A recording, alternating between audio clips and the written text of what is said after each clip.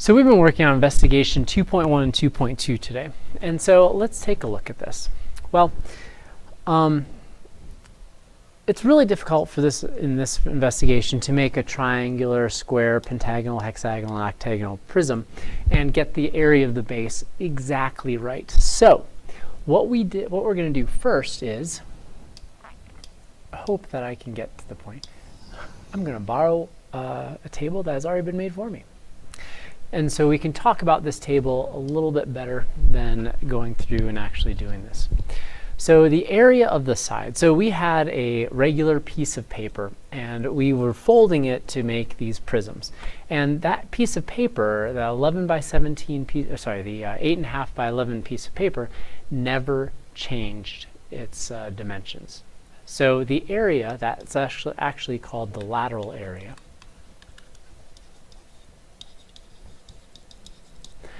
Never changed. Yet, if we looked, every time we changed the sideline, the number of sides, we got a slightly bigger area in our base. Now, this is a really difficult investigation to do accurately as written in connected math. So, and if it didn't come out this way for you, you don't worry about it. It's not your fault. It never works out. So, you should have gotten results, and if you didn't, fine, that looked like this, that the triangle had the smallest area and the octagon had the largest area. Well, what does that mean about the surface area of the shape?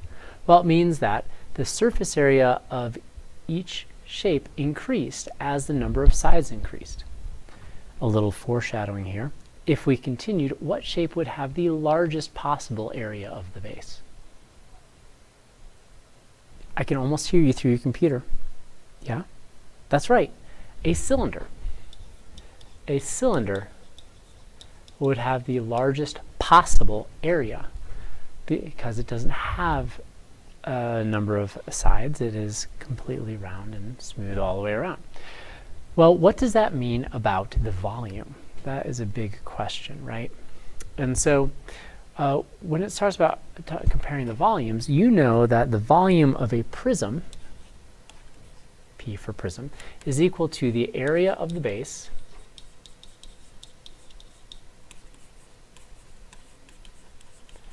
times the height.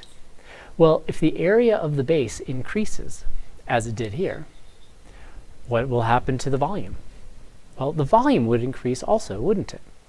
So, we are going to take that idea into investigation 2.2.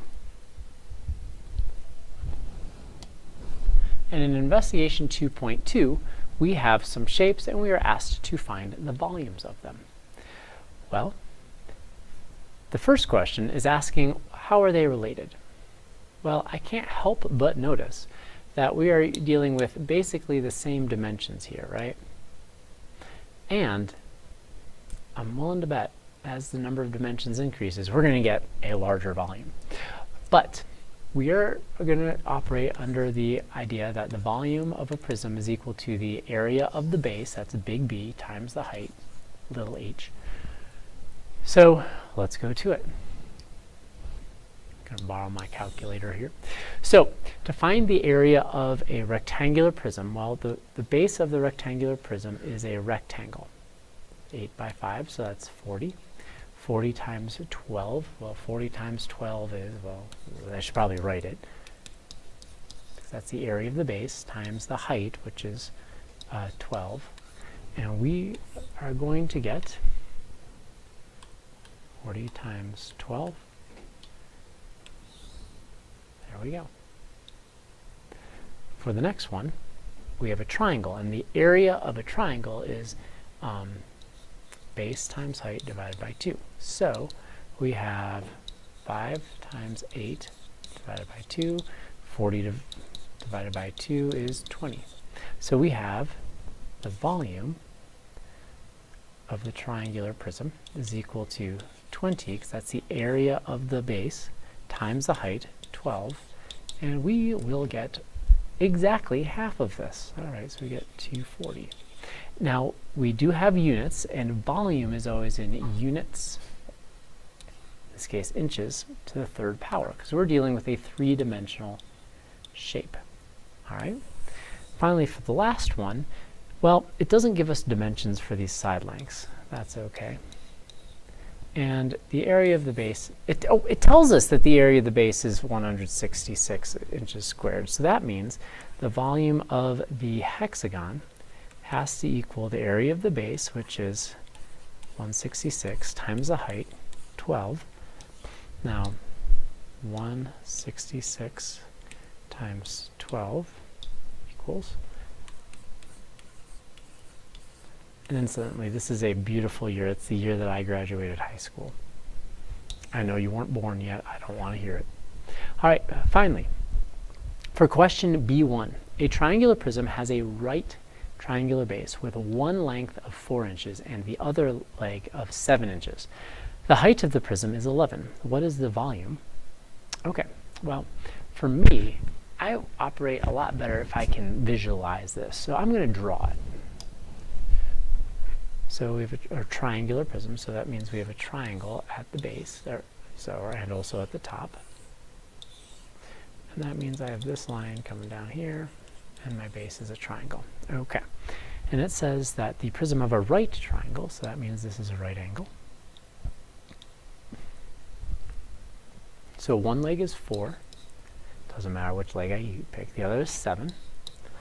And it says the height of the prism is 11. All right. So the area of the base is the area of the triangle, so that's 4 times 7 divided by 2. And then we're going to multiply it by the height, 11. That's 28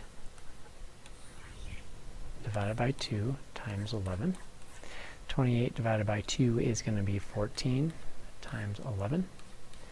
And I think 14 times 11 is 154. There's a little trick for multiplying by 11s. Let's see if I did it right. Oh, look at that. The trick for multiplying by 11s is you take this number, you split it, and the middle number is going to be the sum of these two numbers. 1 plus 4 is 5. Woohoo! All right. What is the volume of an octangular prism whose base area is 15 centimeters and whose height is, well, if it's just area of the base times the height, right? So we have our 15 times our 4.5, and we get 67.5. And these are all in units cubed. So this is in centimeters cubed, and this is in inches cubed. Describe a strategy for finding the volume of any prism. Give examples.